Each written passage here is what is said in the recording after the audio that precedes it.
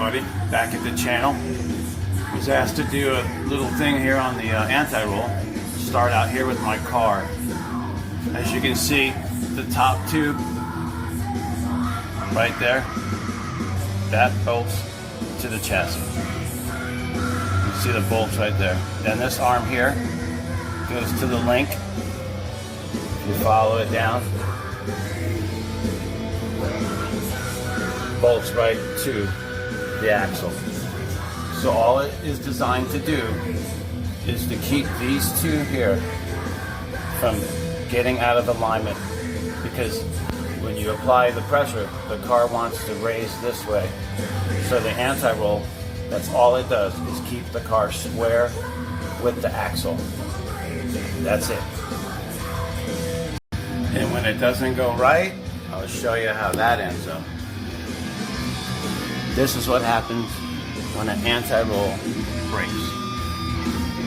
You ain't going straight and you ain't going fast. So now let's take that over to the car here. As you see, this is an independent rear axle, which makes the anti-roll even more important than a solid live axle like on my race car. As you see, it has the solid shaft all the way across, the link bars where it pivots, and the adjustable links down to the rear axle. The only difference is it's a hinged axle, independent. So, like I said, what I do is what I do. It doesn't mean it's the only way to be done. So once you get your car set up, what I do is I check my springs. You can do it on the scale, or you can do it like this. As you can see, there's an 1/8 of an inch there. Now what I've learned, these things are called sidewinders, and from the RC guys I hang out with, obviously because the motor hangs off to the side, it doesn't have the torque mass like a V8 up front would to make the car pitch. But what I do find out is they all go to the left when you break the tire loose. So in knowing that, I got a little bit of preload right here. Can you see that? 1/16 of an inch on the driver's side. That I got from the scales, the 4 scales in the other previous videos where I did my chassis tuning. That ended up being 2 ounces of preload, an 1/8 of an inch on the spring. That may change, like in the other videos you guys saw, I stiffened up my rear springs trying to keep the front end on the ground. We're testing next weekend to get to that. So what you want to do now is you want to make sure that it's neutral. What you do to do that is you disconnect one of the arms. What you're looking for is this arm here to not move. This hole to line up perfect. So you unscrew one arm. There you go.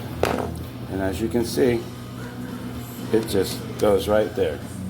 Now if it was out of it, if this side was higher, I'm going to move it with my hand, this would go up.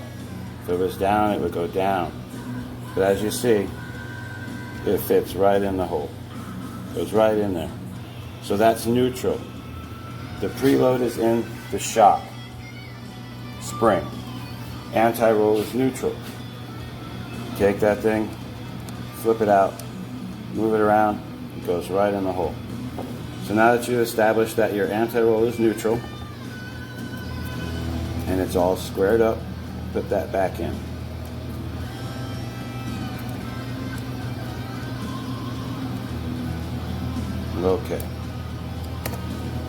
Okay, let's get to the real meat and bones on why I use the anti-roll. You can't, you take your car and do that, this thing would be, these are way more forces than the car would ever see. It makes the body stable. Now, how I use it for tuning is, now if I have the car going left or right, let's do left first. Just like in the other video, that means that if it's going left, there's too much weight on this tire. It's driving the car that way. You make all your adjustments on this bar, because now you know it's neutral, You got your preload in the shock, but your sway bar is neutral. You don't want to make adjustments either side. You'll be chasing your tail. Make all your adjustments on one shot. Light that up a little bit here. See, there's a nut on there. Get a wrench, lengthen it or shorten it. Like I get it. If it's going left, you're going to shorten this one. It's going to take weight off of this tire and put it on this tire. Just like you would do with your spring. These are only for cars with anti-roll. If you don't have an anti-roll, this is not going to help you because you're just going to bind. You're going to shorten or lengthen the arm, and the shock is not going to be in sync with it. You'll be surprised what a minimal amount of turning it takes to get this to do what you want.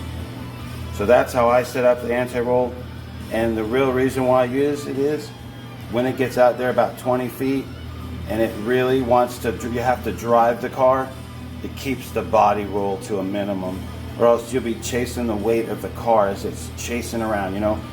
So that's why I run it. It really doesn't help the car leave the gate at all. I just don't want it to bind up my initial chassis setting. So that's the only reason why I like the anti-roll. It's different than in a real car, but you gotta find a way to try to make that independent axle a solid live axle, and right now that's the best thing I could find. It's a killer kit. Drag Race Concepts makes it. I think it's 80 bucks. Includes the shock tower, multiple adjustments. They want you to buy some arms, but I just use these RPM arms. I drill my own holes. One may be a little higher than the other. That's why I make sure I zero everything out. But again, all your adjustments, just pick the passenger side and stick with that. I do that because that's the way we do the real race car, because we want in the real race car, we want it neutral because we're not using that at all to steer the car because the axle is solid, but these don't have a solid axle. So these are your preload adjustments if you run an anti-roll. I hope that helped. Y'all have a great afternoon and have a great Saturday night.